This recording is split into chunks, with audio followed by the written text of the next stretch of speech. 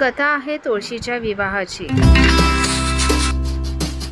एकदा शिवाने आपले तेज समुद्रात टाकले। त्याच्या पोटी एक महातेजस्वी बालक जन्माला आला। हा मुलगा पुढे जालंधर नावाचा एक पराक्रमी राक्षसी राजा बनला। त्याच्या राजधानीचे नाव जालंधर नगरी होते।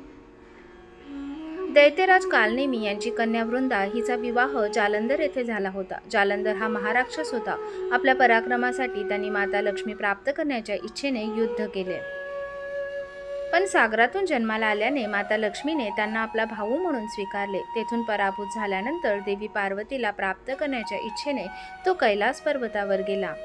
भगवान देवाधिदेव शिवाचे रूप धारण करून माता पार्वतीच्या जवळ गेला, परंतु मातेने आपल्या योगाच्या सामर्थ्याने त्यांना लगेच ओळखले आणि तेथून अंतर्ध्यान पावली। देवी पार्वतीने क्रोधित होऊन भगवान विष्णूला संपूर्ण कथा सांगितली। जालंधरची पत्नी वृंदा ही अतिशय धार्मिक स्त्री होती। जालंधर त्याच्या पुण्यधर्माच्या सामर्थ्याने मारला गेला नाही, त्याचा पराभवही झाला नाही। म्हणूनच जालंधरचा नाश करायचा असेल तर वृंदाचा पतिव्रता धर्म मोडणे अत्यंत आवश्यक होते। या कारणास्तव भगवान विष्णू ऋषींच्या वेशात जंगलात पोहोचले, जिथे वृंदा एकटीच प्रवास करत होती। भगवंतासोबत 2 मायावी राक्षस होते, ज्यांना बघून वृंदा घाबरली। ऋषींनी वृंदासमोर क्षणार्धात दोघांचेही वध केले।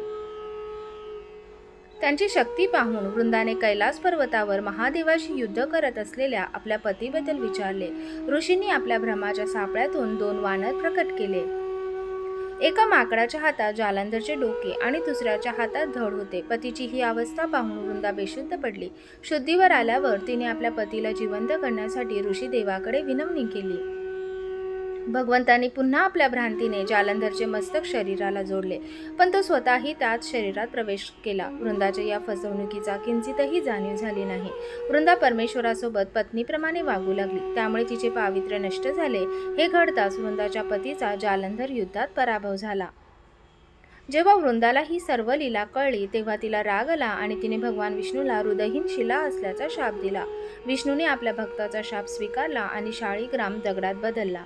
विश्वाचा निर्माता दगड झाल्यामुळे विश्वात असंतुलनाची परिस्थिती निर्माण झाली होती। हे पाहून सर्व देवतांनी वृंदाची भगवान विष्णूंना शापातून मुक्त करून द्या अशी प्रार्थना केली। वृंदाने विष्णूला शापातून मुक्त केले आणि स्वतः आत्मदाह केला। जिथे वृंदा भस्म झाली तिथे तुळशीचे रोप उगवले होते। भगवान विष्णू वृंदाला म्हणाले, हे वृंदा, तुझ्या पवित्रतेमुळे तू मला लक्ष्मीपेक्षाही प्रिय झाली आहेस। आता तुळशीच्या रूपाने तू सदैव माझ्यासोबत असशील। तेव्हापासून दरवर्षी कार्तिक महिन्यातील देव उठणी एकादशीचा दिवस तुळशी विवाह म्हणून साजरा केला जातो।